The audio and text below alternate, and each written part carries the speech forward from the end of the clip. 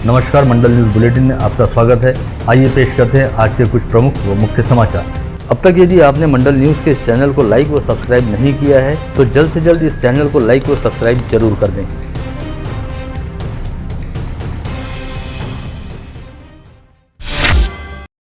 झारखंड के पारसनाथ स्थित जैन समुदाय का पवित्र तीर्थस्थल सम्मेत शिखर अब पर्यटन क्षेत्र नहीं होगा।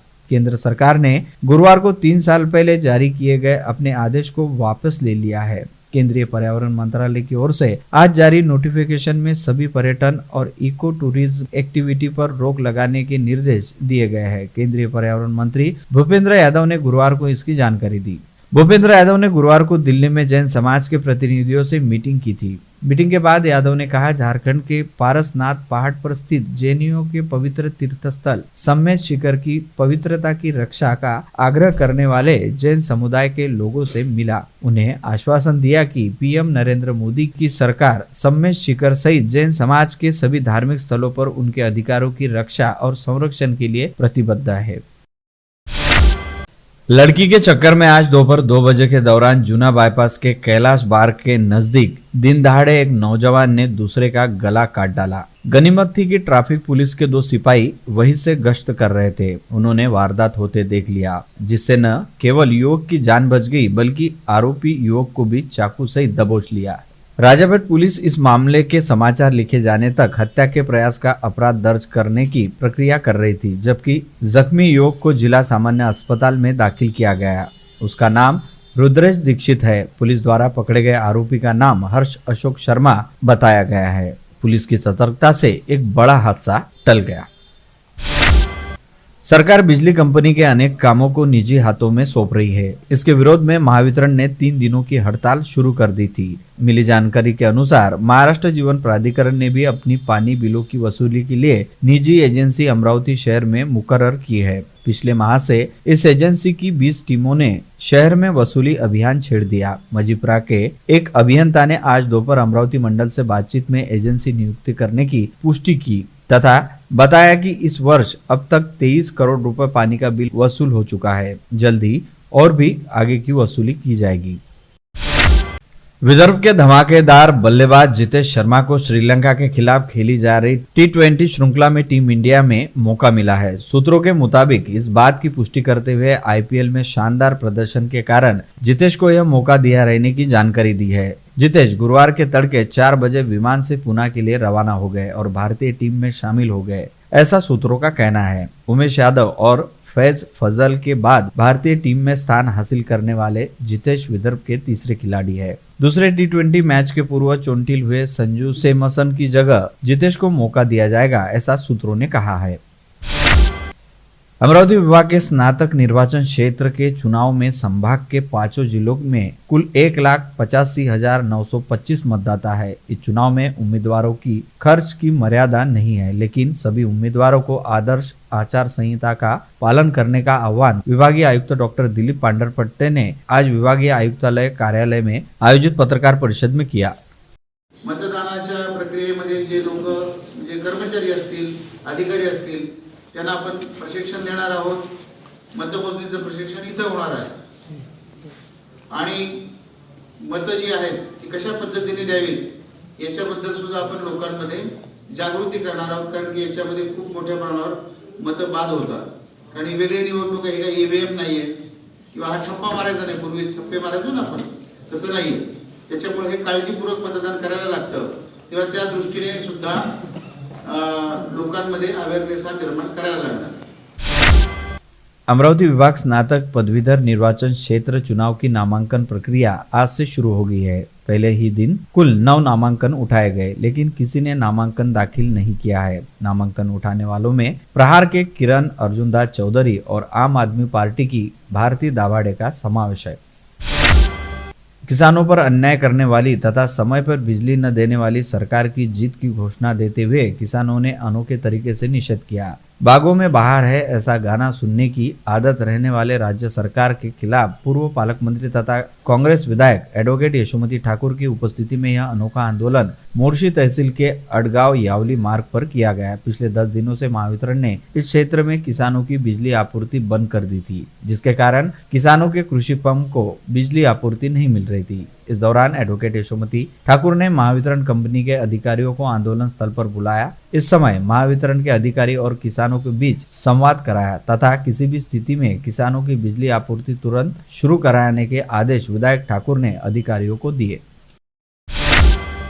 अंग्रेजी नववर्ष शुरू होते ही ठंड ने जोर पकड़ लिया। तापमान में 4 से 5 डिग्री की गिरावट आ गई है। यहाँ तक ठीक था, परंतु अनेक भागों में बूंदाबांदी से लेकर हल्की बारिश होने से ठिठुरन बढ़ गई है। अब मौसम तज्ञों का कहना है कि 10 जनवरी तक यह आलम रहेगा। बादल छटने के बाद एक बार फिर ठंडी बढ़ेगी। उधर खेती किसानों से संबंध रखने वाले लोग बारिश के कारण फसलों के चौपट होने का अंदेशा व्यक्त कर रहे हैं। उनका कहना है कि तुअर, कपास, चना सभी के लिए यह बेमौसम बरसात ठीक नहीं।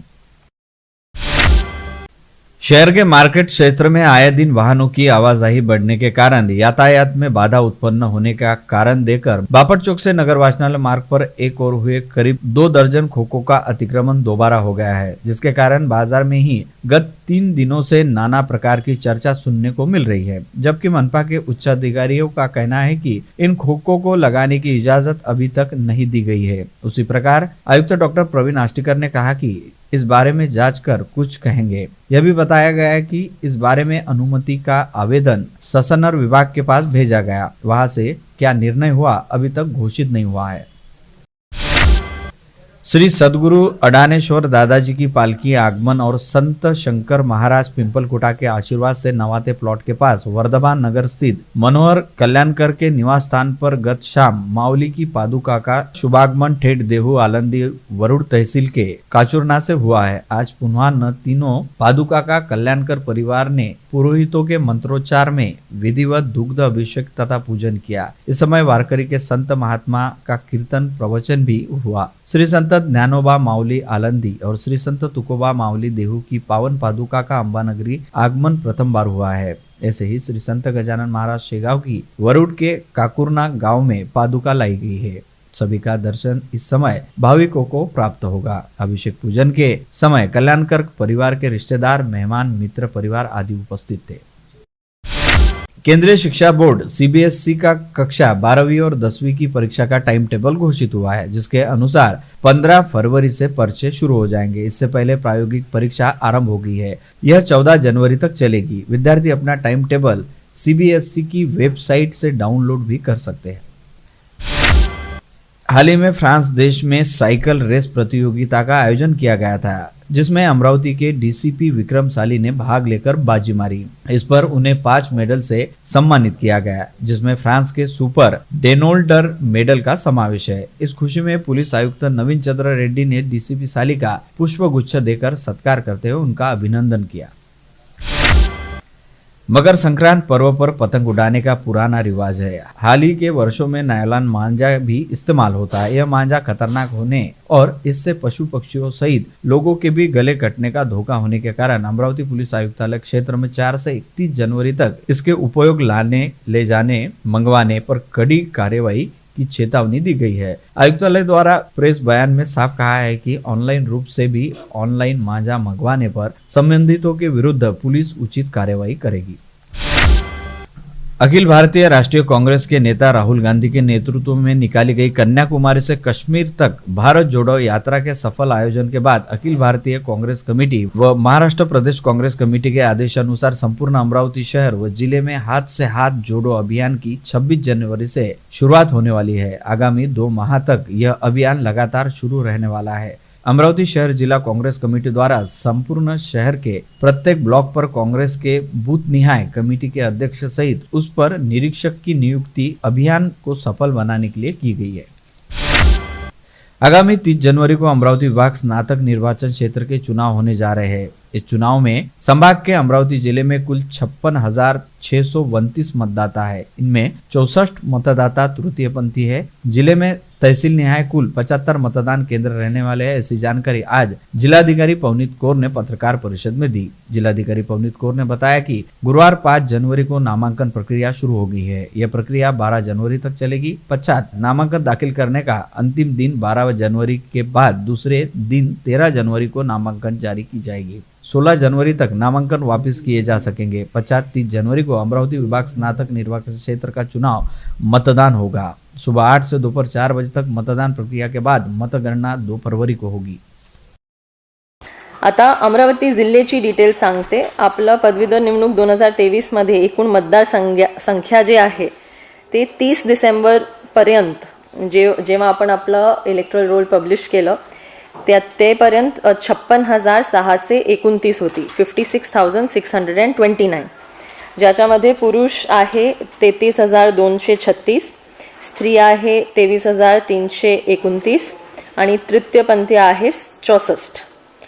तर ही एकूण मतदार संख्या 30 डिसेंबर पर्यंतची होती, परंतु आपण सर्वांना माहिती आहे वरुड तहसील के पुसला ग्राम के किसानों ने खेत में जाने के लिए सड़क निर्माण करने अन्यथा जमीन संपादित करने की मांग को लेकर आज जिलाधीश कार्यालय परिसर में अर्धनग्न आंदोलन किया। किसानों को इस प्रकरण का हल निकालने के लिए जिलाधिकारी पवनीत कौर ने आज बैठक बुलाई थी, लेकिन किसी कारणवश ये बैठक न होने और अब तक कोई हल न निकलने से संतप्त हुए किसानों ने प्रशासन के निषेधार्थ यह आंदोलन किया। अचानक किए गए आंदोलन से प्रशासन में खलबली मच गई थी। समय पर पुलिस बंदोबस्त तैनात करना पड़ा। जानकारी के मुताबिक वरुड तहसील के पुसला ग्राम में किसानों की मौजा सावंगी में खेती है। इसमें शंकर श्रीवास और वैभव खारकर नामक किसानों को खेत में जाने रास्ता नहीं है और सामने प्रकल्प रहने से ये किसान परेशान हो गए हैं। प्रकल्प सामने रहने से खेतों में पानी घुस जाता है। इस कारण इन किसानों ने खेत में जाने के लिए मार्ग का निर्माण करने अन्यथा अपनी खेती संपादित करने की मांग शासन व प्रशासन से कर रखी है। इस संबंध में राज्यसभा सांसद डॉक्टर अनिल बोंडे, विभागीय आयुक्त, जिलाधिकारी तथा तहसीलदार को ज्ञापन भी सौंपे गए हैं।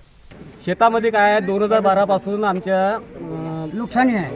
नाला जो आहे त्या प्रकल्पामध्ये उलट पाणी शेतामध्ये तो जास्त पाऊस आला की तो भरतो आणि ते रिटर्न पाणी आमच्या शेतामध्ये शेतकऱ्यांच्या रिटर्न पाणी येते आणि पीक खराब होऊन जाते सर।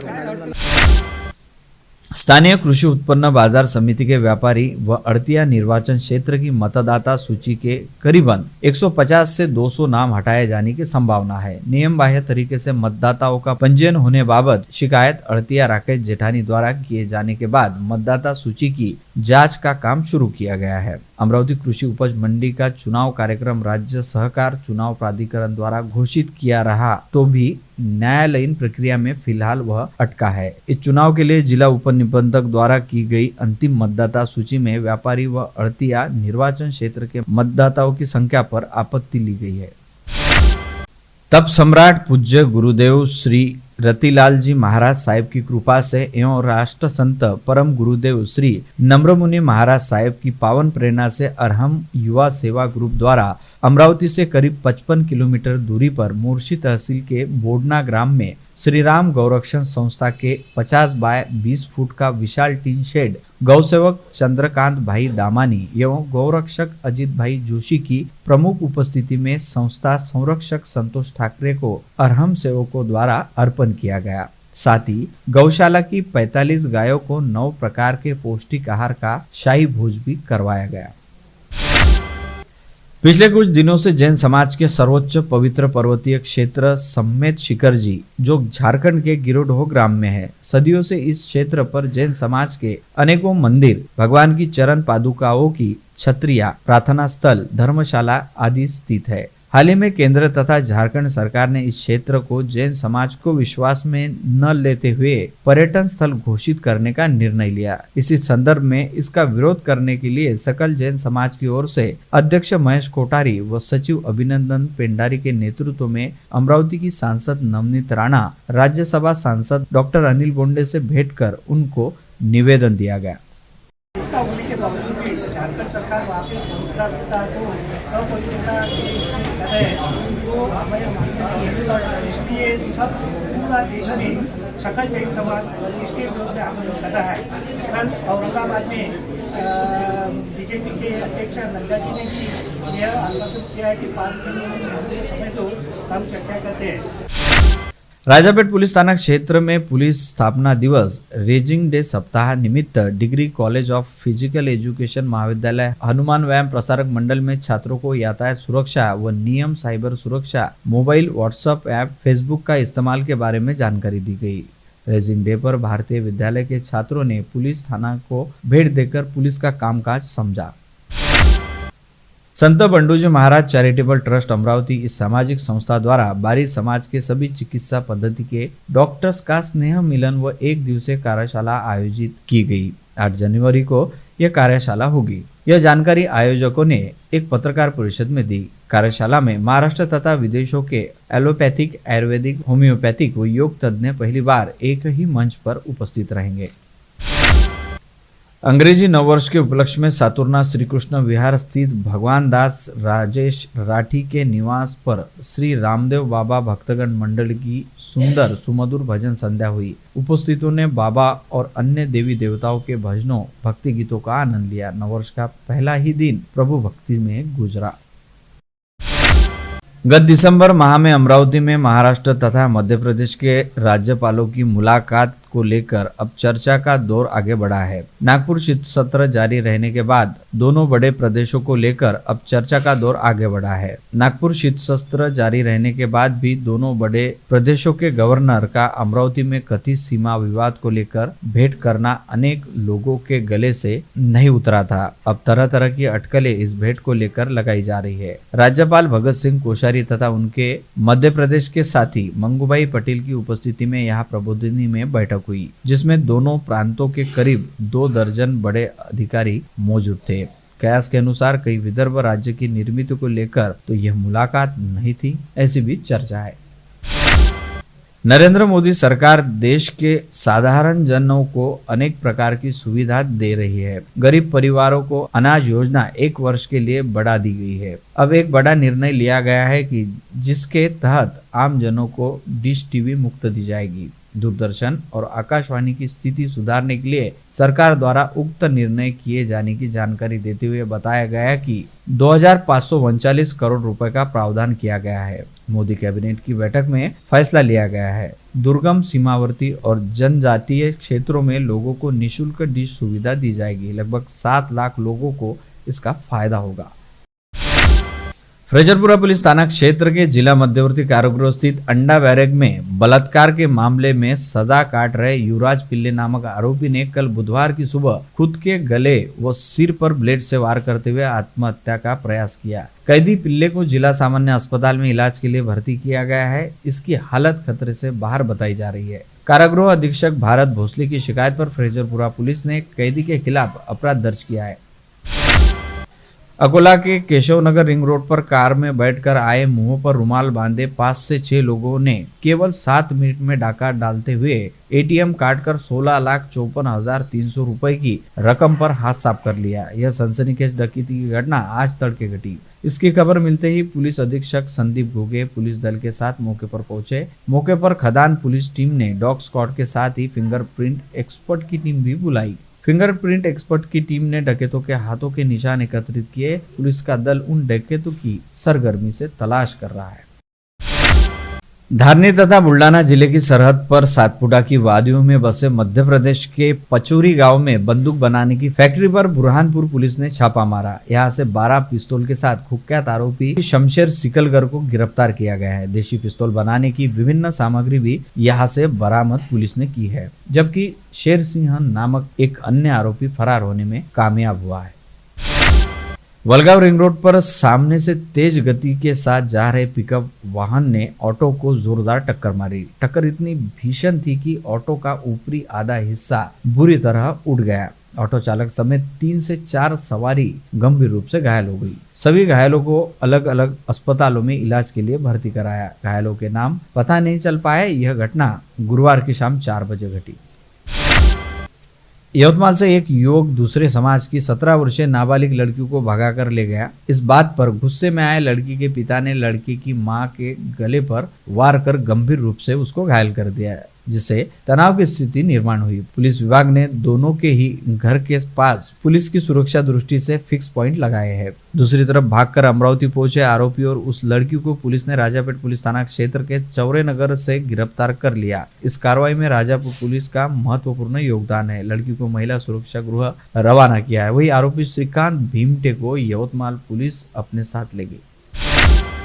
जंगली क्षेत्र से सटे इर्द गिर्द तेंदुआ भटक रहा है। तेंदुए की दहशत अब तक कम नहीं हुई है। कल बुधवार की रात 10:15 पर तेंदुए को सड़क से सीधे कृषि महाविद्यालय के पीछे खेत में छलांग लगाते हुए 2 व्यापारियों ने अपने आंखों से देखा। इस सूचना पर सबसे पहले राज्य वन्यजीव मंडल के सदस्य यादव तटरे पाटिल तत्काल मौके पर पहुंचे। इसकी खबर मिलते उप वनरक्षक ज्योति पवार के नेतृत्व में वन विभाग का दल भी मौके पर पहुंचा, मगर तब तक तेंदुआ देखते आंखों से ओझल हो गया था।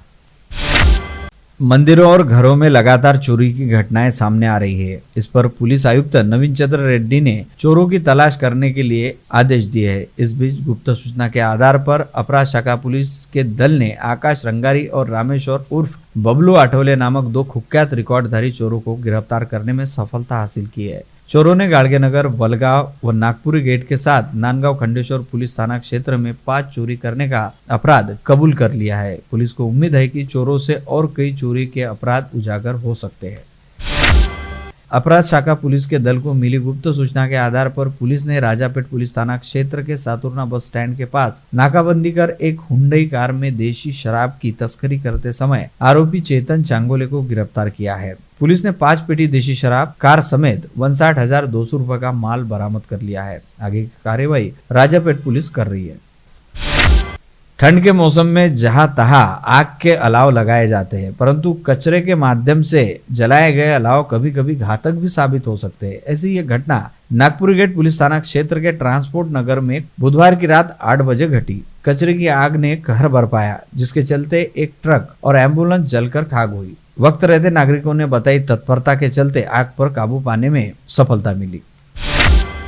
विपक्ष के नेता अजित पवार के खिलाफ राजकमल चौक पर मंगलवार के दिन भारतीय जनता पार्टी द्वारा आंदोलन किया गया। इस बारे में सिटी कोतवाली पुलिस ने 30 से 35 आंदोलनकर्ताओं के खिलाफ अपराध दर्ज किया है। पीएसआई राजेंद्र उमक की शिकायत पर शहराध्यक्ष किरण पातुरकर, राजेश वानखड़े, जयंत डेहनकर, संजय आठवले समेत 30 से 35 महिला व पुरुष पदाधिकारी कार्यकर्ताओं के खिलाफ दफा 135 मुंबई पुलिस एक्ट के तहत अपराध दर्ज किया है। आप देख रहे थे मंडल न्यूज बुलेटिन। हमारे चैनल को लाइक करें, शेयर करें और हाँ, सब्सक्राइब करना ना भूलें। कल होगी आपसे फिर मुलाकात, तब तक के लिए धन्यवाद।